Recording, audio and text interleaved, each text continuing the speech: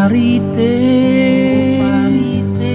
mayroon ba tayong lite? Huwag mong sabihin na naman, huwag mong sabihin na naman. Alam niyo ba na ang mga tsismosong lalaki pasimple lang kung mag-chismis? Ang madalas na pagkwentuhan, lalo na kung nagkaumpukan, kung mayroon man palaging topic yan, ay siguradong babae yan. Kailangan lang ay isang bote ng alak para masimulan na ang kwentuhan. Masimulan na ang kwentuhan. Si Kuwan daw ay maganda pa ang forma, kung titingnan ay may asim pa.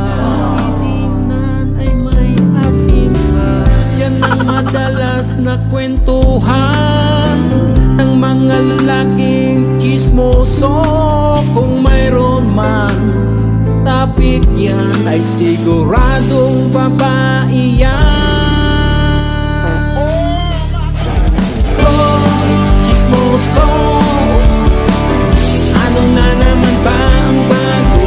Diba sa kwento nyo ay nagiging malisyoso kayo, nagnanasa lang kayo. Legit pag-iisip nyo, tsismoso, ang dami niyan dito.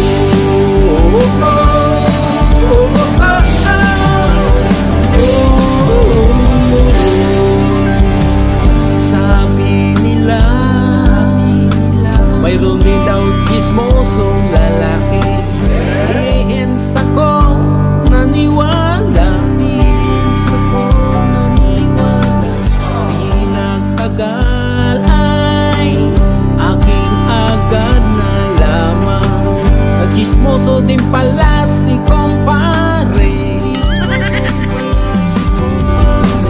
Bakit ba sila ganyan?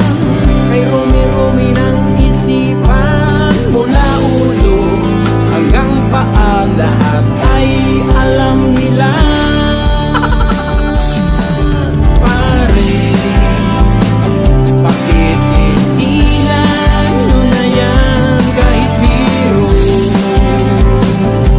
Ay di maganda yan.